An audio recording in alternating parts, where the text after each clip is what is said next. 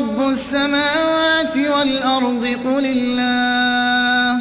قل أفاتخذتم من دونه أولياء لا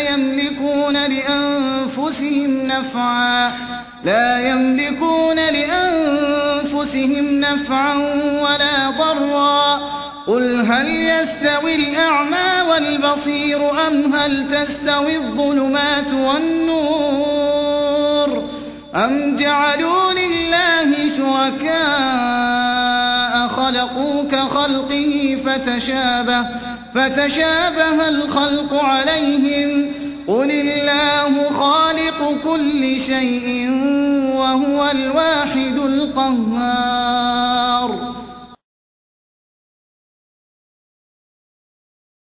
لقد كفر الذين قالوا إن الله هو المسيح ابن مريم قل فمن يملك من الله شيئا إن أراد أن